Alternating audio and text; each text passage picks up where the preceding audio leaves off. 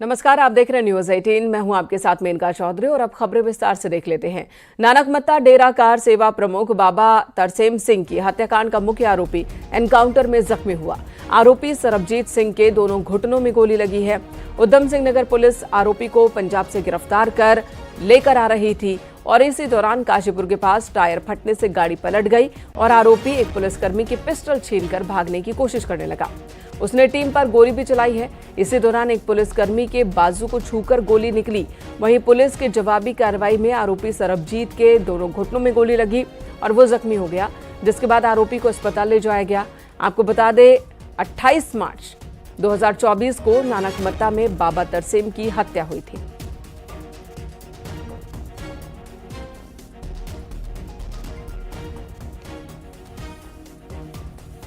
कल रात को सरबजीत को तरन तारण क्षेत्र से गिरफ्तार किया गया।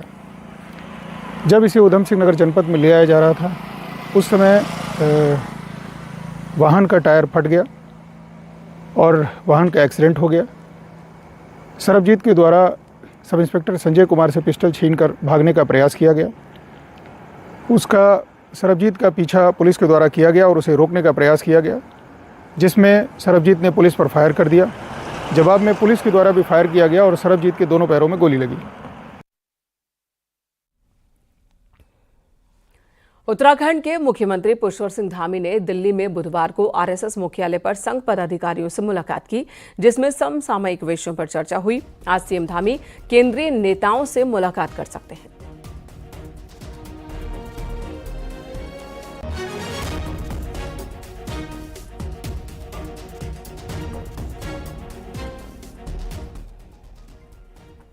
सीएम पुष्कर सिंह धामी ने दिल्ली में बीजेपी सांसद तेजस्वी सूर्या और उनकी पत्नी से मुलाकात की है। नव दंपति को दाम्पत्य जीवन की शुभकामनाएं दी। तेजस्वी सूर्या भाजयुमो के राष्ट्रीय अध्यक्ष भी हैं।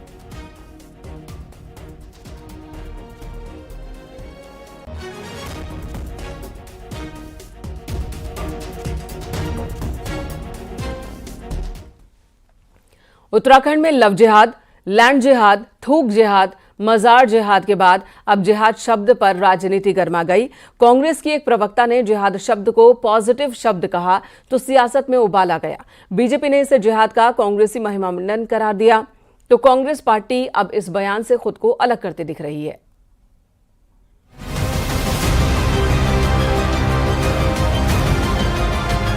जिहाद एक पॉजिटिव शब्द है। जिहाद का अगर हम अनुवाद करें तो वो है रेवोल्यूशन, वो है चेंज और अच्छे के लिए।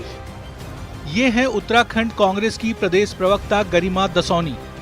जिहाद शब्द को पॉजिटिव और रिवॉल्यूशनरी शब्द बताने वाली गरिमा दसौनी अपने बयान को लेकर न सिर्फ सोशल मीडिया में ट्रोल हो रही हैं, बल्कि विवादों से भी घिर गई हैं। बीजेपी ने इसे समुदाय विशेष का महिमा मंडन करार देते हुए पूछा कि क्या वो लव जिहाद, लैंड जिहाद, मजार जिहाद, थूक जिहाद का समर्थन करती हैं। मौके की नजाकत देख चंद घंटों के भीतर ही कांग्रेस ने उनके बयान से किनारा कर डाला। कांग्रेस प्रदेश अध्यक्ष करण महारा ने तो बयान देने से ही इनकार कर दिया। मैं कांग्रेस के नेताओं से पूछना चाहता हूं, क्या जो उत्तराखंड में जो लव जिहाद के नाम से एक षड्यंत्र एक विशेष संप्रदाय के द्वारा चलाया जा रहा है, जिसके तहत तो हमारी बहु बेटियों को बहला फुसलाकर उनको भगा करके उनके साथ किस तरह से उनके द्वारा कुकृत्य किया जा रहा है, क्या उस बात का वो समर्थन करते हैं? वो पार्टी की प्रवक्ता और डिफाइन कर दी है, बकायदा डेफिनेशन दे रही है, तो वो है कि नहीं? अब उन्होंने किस संदर्भ में कहा ये मुझे पूरा पता नहीं है, लेकिन मैं समझता हूँ कि राजनीतिक व्यक्तियों को कांग्रेस का स्टैंड नहीं है, कांग्रेस की ये व्याख्या नहीं है और कांग्रेस को इस पचड़े में पड़ने की आवश्यकता भी नहीं है। उत्तराखंड में बढ़ते डेमोग्राफिक चेंज के खतरों को देखते हुए सरकार एक्शन मोड में है। सरकार ने सबसे पहले धार्मिक प्रतीकों के नाम पर सरकारी भूमि से अतिक्रमण हटाने की कार्रवाई शुरू की तो अवैध रूप से बनाई गई 500 से ज्यादा मजारें इसकी जद में आ गई। इससे करीब 5000 एकड़ सरकारी जमीन अतिक्रमण मुक्त हुई है। बीजेपी ने इसे लैंड जिहाद, मजार जिहाद का नाम दिया।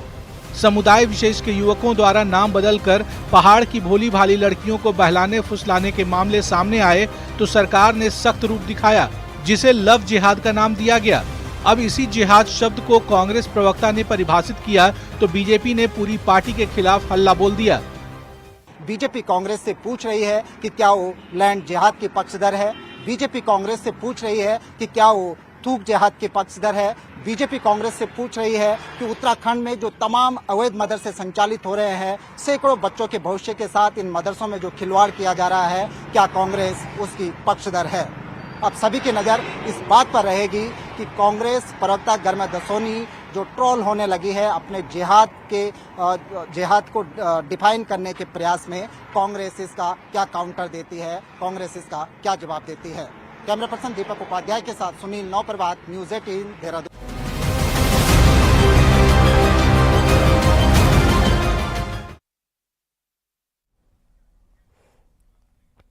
वहीं गरिमा दसौनी अपने बयान पर कायम है। न्यूज़ 18 पर उन्होंने एक बार फिर कहा कि जिहाद एक आह्वान को कहते हैं और इसके लिए सभी लोग विनती करते हैं। जो समाज में बदलाव लाता है उसे जिहादी कहते हैं। वहीं गरिमा ने बीजेपी के द्वारा ट्रोल किए जाने पर कहा कि बीजेपी अपने गिरवा में झांके। जिहाद आह्वान को कहते हैं, सारे लोगों को से एक विनती, एक निवेदन के लिए कहते हैं, और समाज में बदलाव लाने के लिए संघर्ष जो करता है उसको जिहादी कहते हैं। 18 साल का होने के बावजूद जिसका वोटर लिस्ट में नाम नहीं होगा, कांग्रेस आरटीआई लगाकर उसकी वजह पता करेगी। बीजेपी इसे कांग्रेस का टाइम बर्बाद करने वाला काम बता रही है और हर वोटर का वोट बनवाने का वादा कर रही है। कांग्रेस हर वोटर के साथ होने वाली गड़बड़ी को लेकर अभियान चला रही है। कांग्रेस वोटर की शिकायत पर आरटीआई लगाने को भी तैयार है। इसके लिए हर बूथ पर कांग्रेस अपने एजेंट बनाने जा रही है ताकि हर बूथ का एक एक वोट बीएलओ के साथ बैठकर चेक हो सके। कांग्रेस को डर है कि बीजेपी पहले पंचायत और फिर विधानसभा चुनाव में वोटर को लेकर गड़बड़ कर सकती है, इसलिए नाम कटने या लिस्ट में नाम न होने वाले वोटर के लिए कांग्रेस आगे आएगी। हमारा हर बूथ पर एक बूथ लेवल एजेंट होगा जो बीएलओ के साथ, बीएलओ सरकारी होता है और बीएलए पार्टी का होता है, तो बीएलओ के साथ मिलकर के जब भी वोटर लिस्ट बनेगी, वोटर में नाम जुड़ेंगे या वोटर के नाम कटेंगे, डिलीशन होगा या एडिशन होगा, उस प्रोसेस में हमारा बीएलओ के साथ मिलकर के काम करेगा। कांग्रेस को वोटर की चिंता सता रही है तो बीजेपी यहाँ भी एक हाथ आगे है। बीजेपी का कहना है कि एक एक वोटर का वोट बनाने का काम हो रहा है और जिनकी चिंता कांग्रेस अब कर रही है, बीजेपी पहले ही उस पर काम कर चुकी है, इसलिए आरटीआई लगाकर कांग्रेस सिर्फ वक्त बर्बाद करेगी। कहीं ना कहीं जो हमारे सरकारी बीएलओ थे उन्होंने अपनी जिम्मेदारी ठीक से नहीं निभाई, जिसके कारण बहुत से लोग अपना लोकतांत्रिक अधिकार एक्सरसाइज करने से चूक गए। हम खुद एक बड़ी एक्सरसाइज पार्टी के स्तर पर कर रहे हैं जिससे कि एक एक व्यक्ति जो वोट देने का पात्र है उसका वोट बने, वोटर लिस्ट दोबारा से चेक हो। ये पूरी एक्सरसाइज हम 2027 की दृष्टि से भी और पंचायत चुनाव की दृष्टि से भी ऑलरेडी शुरू कर चुके हैं। तो ये आरटीआई डाल के सरकार का समय बर्बाद करेंगे, अपना टाइम पास करेंगे। कांग्रेस की तैयारी इस बार हर बूथ पर एजेंट बनाने की है ताकि वोटर लिस्ट में किसी गड़बड़ी की गुंजाइश न रहे।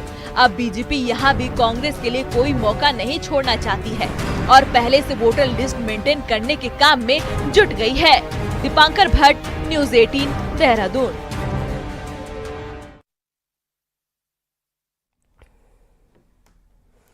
पहाड़ में मौसम परिवर्तन के साथ ही साल दर साल बारिश और बर्फबारी कम हो रही है, जिससे फलों का जल्द पकना, बुरांश के फूल का जल्द खिल जाना, इस तरह के कई परिवर्तन देखने को मिल रहे हैं। सर्दियों में बारिश और बर्फ कम होने से नदियों का जलस्तर निचले स्तर पर जा चला गया है।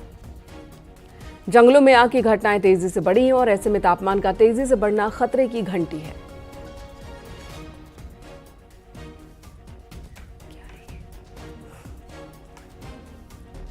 किशन जोशी अल्मोड़ा से हमारे साथ जुड़ चुके हमारे सहयोगी।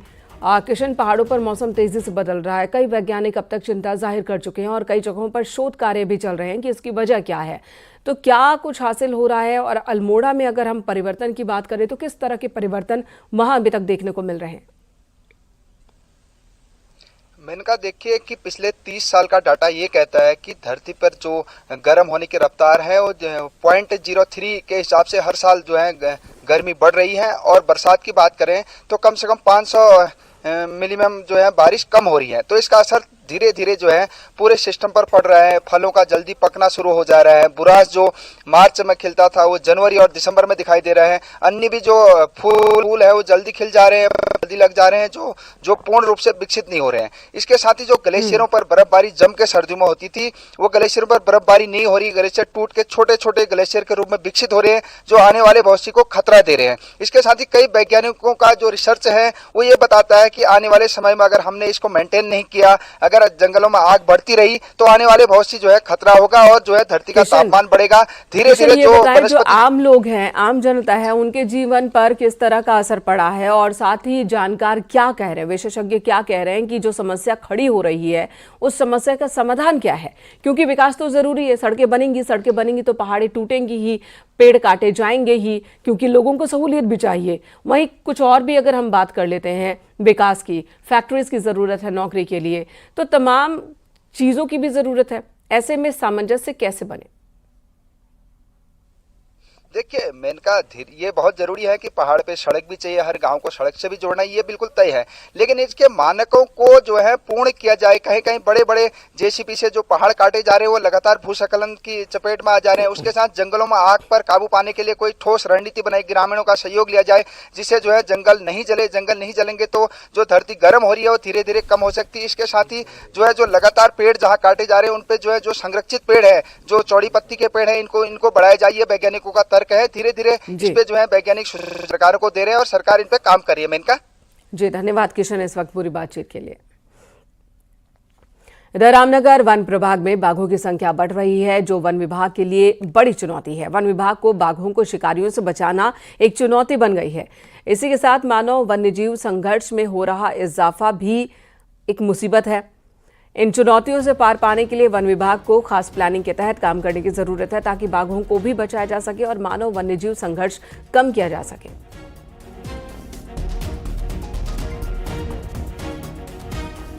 गोविंद पाटनी रामनगर से हमारे सहयोगी इस वक्त हमारे साथ जुड़ चुके हैं। गोविंद, ये चुनौतियां बढ़ती ही जा रही हैं, इन चुनौतियों का सामना करने के लिए क्या तैयारी की जा रही है?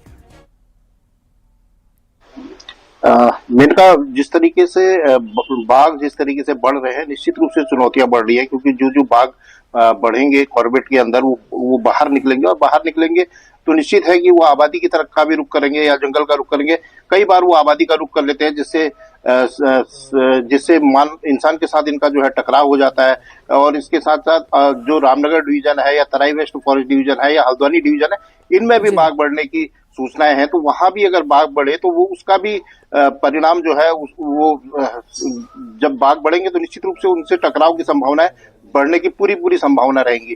तो ऐसे में वन विभाग कोशिश कर रहा है कि इसको किसी तरह से कम किया जाए। कॉरिडोर जो बंद हो रहे हैं उन कॉरिडोर को खोलने का, जो कॉरिडोर बचे हुए हैं उनको बचाने का प्रयास कर रहा है। इसके साथ साथ कई सारी ऐसी जमीनी कार्रवाई हैं, लोगों को इसके साथ जोड़ा जा रहा है कि वो किस तरीके से जो है वन विभाग को सूचना दें इस तरह की, अगर कहीं पर कुछ कोई इस तरह का जानवर, हिंसक जानवर दिखाई दे तो इस तरह की कई कवायदें की जा रही हैं। लेकिन जी गोविंद, धन्यवाद इस वक्त पूरी जानकारी देने के लिए। चारधाम यात्रा के लिए ताबड़तोड़ रजिस्ट्रेशन हो रहे हैं। अब तक 8 लाख से ज्यादा लोगों ने रजिस्ट्रेशन करवाया है और अभी तक सबसे ज्यादा केदारनाथ के लिए 2,42,000 से ज्यादा रजिस्ट्रेशन हो चुके हैं। चारधाम यात्रा की तैयारी तेजी के साथ हो रही है। पीडब्ल्यूडी सचिव ने सभी सड़कों को 30 अप्रैल से पहले ठीक करने के आदेश दिए हैं ताकि किसी भी यात्री को यात्रा के दौरान परेशानी न हो।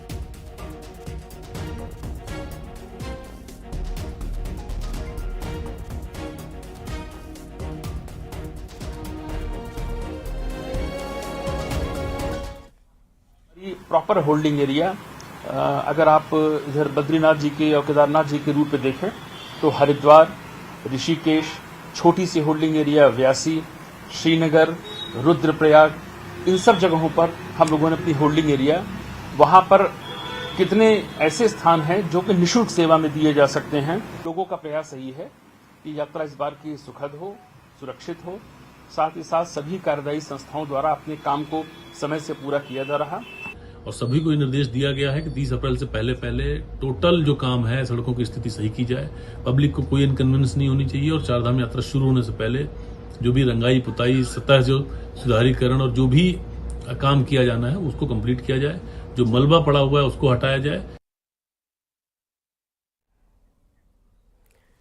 30 अप्रैल से शुरू होने वाली चारधाम यात्रा की तैयारी जोरों पर है। परिवहन विभाग भी तैयारियों में जुटा है। ऋषिकेश में परिवहन विभाग 100 से ज्यादा हाईटेक गाड़ियों को उतारने जा रहा है, जहां विभाग का कहना है कि यात्रियों की संख्या बढ़ने पर बसों की संख्या भी बढ़ाई जाएगी। आपको बता दें, चारधाम यात्रा के लिए बड़ी संख्या में लोगों ने रजिस्ट्रेशन अभी से ही करवाना शुरू कर दिया है।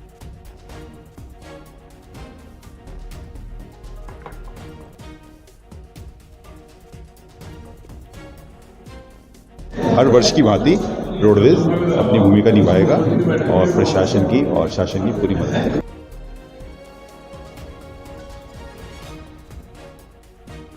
बुधवार को बद्रीनाथ धाम पहुंचकर मंदिर समिति के सीईओ विजय थपलियाल ने व्यवस्थाओं का जायजा लिया। इस दौरान समिति के दूसरे ऑफिसर इंजीनियर भी मौजूद थे। बर्फबारी की वजह से हर साल धाम में व्यवस्थाएं बनाना मुश्किल हो जाता है।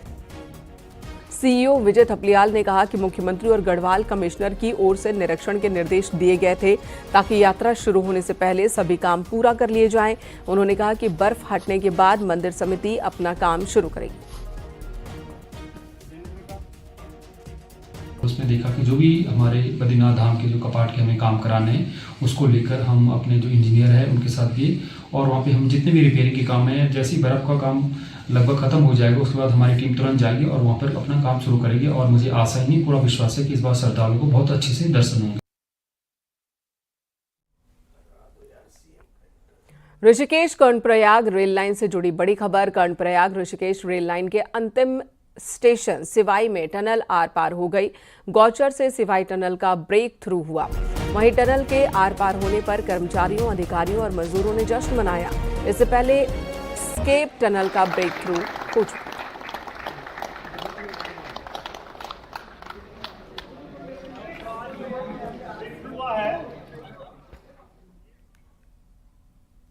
देहरादून के गुलर घाटी के सरकारी राशन गोदाम में डीएम ने औचक निरीक्षण किया, जहां चेकिंग के दौरान राशन की क्वालिटी फेल पाई गई। वहीं राशन की घटतौली भी पकड़ी गई। सीएम पुष्कर सिंह धामी के निर्देश पर चेकिंग कार्यक्रम के दौरान डीएम ने पाया कि अनाज की क्वालिटी में गड़बड़ी थी, जिसकी सैंपलिंग ली गई और सैंपलिंग के दौरान वो फेल हो गया। गोदाम में निर्धारित मानकों का पालन नहीं किया जा रहा था, न रजिस्ट्री मेंटेन की जा रही थी, जिसके बाद विभागीय कार्रवाई के आदेश दिए गए। प्राइमा फेशी जो हमारा प्रिस्क्राइब्ड मेथड है टेस्टिंग का, उसमें वो सेटिस्फैक्ट्री नहीं पाई गई थी। उसकी विस्तृत जांच और रिपोर्ट अभी मौके पर हमारे एडीएम और डीएसओ प्रिपेयर करवा रहे हैं along with all the evidences.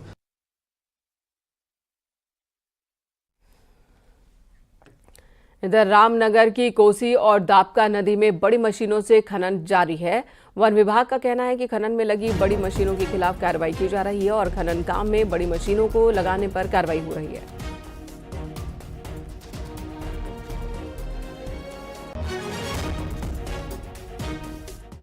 कहीं कभार जो अगर कोई मशीन आ जाती है तो उसको हमारे द्वारा पकड़ा भी जाता है। कई बार हमारे द्वारा कार्रवाई की गई है कि मशीन जो उसको जो लोडर जिसको कहते हैं, वो ट्रैक्टर के आगे लगा हुआ लोडर होता है, उसको ये लोग उसको यूज कर रहे थे। तो मेरे द्वारा कई बार हमारी टीम के द्वारा भी, वन निगम द्वारा भी इसको पकड़ा गया है और कोशिश हमारी ये है कि इस तरीके की प्रैक्टिस ना चले। साल 2021 में तत्कालीन सीडीएस जनरल बिपिन रावत का देखा सपना आज पूरा होने जा रहा है, जब सरकारी स्कूल के छात्र भी चाइनीज भाषा सीखने लगे हैं। पौड़ी गढ़वाल के 11 सरकारी स्कूल में इन दिनों क्लास 9 से 12 तक के स्टूडेंट्स को चीनी भाषा सिखाई जा रही है।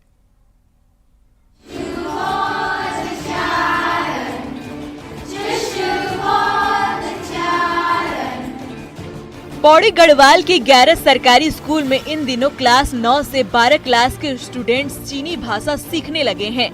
सरकारी स्कूल के छात्रों ने दून यूनिवर्सिटी के फाइनल ईयर के चाइनीज लैंग्वेज के स्टूडेंट्स सिखा रहे हैं। दरअसल साल 2021 में सीडीएस जनरल विपिन रावत ने दून यूनिवर्सिटी की वीसी सुरेखा डंगवाल के साथ मिलकर पायलट प्रोजेक्ट के तौर पर चीनी भाषा के ज्ञान को सरकारी स्कूल के बच्चों को भी सिखाने को लेकर बातचीत की थी। जिस पर दून यूनिवर्सिटी ने चाइनीज भाषा के लास्ट ईयर के स्टूडेंट्स को ही चाइनीज भाषा सिखाने का जिम्मा दिया और इनको इसके लिए बकायदा ग्रेड भी दिए जा रहे हैं। जी प्रोफेसर सुरेखा डंगवाल जी का इनिशिएटिव है। उन्होंने हमारे स्वर्गीय मेजर जनरल विपिन रावत जी के साथ उन्होंने डिस्कशन किया था और उनका ये सुझाव था कि हमें, क्योंकि उत्तराखंड चीन के साथ एक सीमावर्ती प्रदेश है और बाकी संभावनाओं को ध्यान में रखिए कि हमारे राज्य में भी सभी स्कूलों में काफ़ी शुरू से ही चीनी भाषा को पढ़ाना और उसको बढ़ावा देना ज़रूरी है। चाइनीज क्लास के रहे स्टूडेंट्स बता रहे हैं कि वो न सिर्फ पहाड़ों में ऑनलाइन क्लास दे रहे हैं बल्कि ऑफलाइन क्लास भी कई स्कूलों में दे चुके हैं। तो मेरा एक्सपीरियंस तो काफ़ी अच्छा था। बच्चे लोग काफ़ी इंटरेस्ट ले रहे थे। जैसे कि ऑनलाइन उसमें एक बार के लिए फिर भी उतना एक्सपोजर नहीं मिल पाता है हमको। स्टूडेंट और टीचर का इतना अच्छा बातचीत नहीं हो पाती है, डाउट्स वगैरह नहीं पूछ पाते हैं। बट ऑफलाइन उसमें काफ़ी अच्छा लगा। बच्चे जैसे क्लासेस जैसी हमारी ख़त्म होने वाली थी तो बच्चे बोल रहे थे कि जैसे हमको ज़्यादा इंटरेस्ट आने लगा वैसी क्लासेस। क्योंकि हमारा कोर्स है तो जैसे जैसे हम पढ़ाएंगे उसके हिसाब से हमें ग्रेडिंग भी मिलेगी और क्योंकि ये district institute of education and training Pauri Garhwal तो उससे क्योंकि लिंक्ड है तो जैसा हम पढ़ाएंगे उसके बेसिस पे हमें ग्रेड मिलेंगे और ये ग्रेड्स ही हमारे करियर के लिए ज़रूरी है। Institute of education and training और पौड़ी जिला प्रशासन भी इस पूरे प्रोजेक्ट को देख रहा है। अगर ये प्रयोग सफल रहा तो इसके बाकी जिलों के स्कूलों में भी लागू किया जा सकता है। न्यूज़ 18 के लिए देहरादून से भारती सकलानी उनियाल की रिपोर्ट।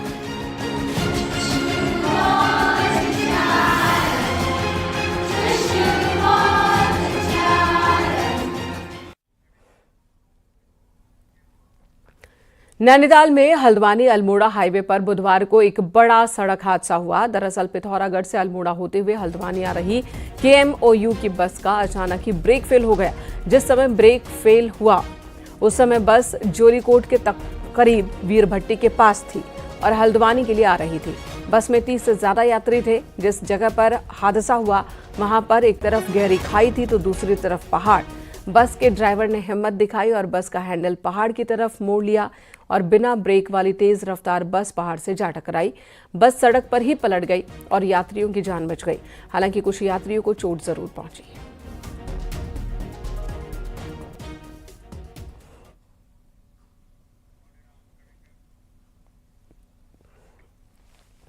इधर ऋषिकेश में नगरपालिका मुनिकीरेती के कूड़ा प्रबंधन केंद्र बुधवार शाम को आग लग गई और आग से काफी नुकसान हुआ है। आग लगने के कारणों का फिलहाल पता नहीं चल सका है। सूचना पर मौके पर पहुंची फायर ब्रिगेड की टीम ने आग पर काबू पाया।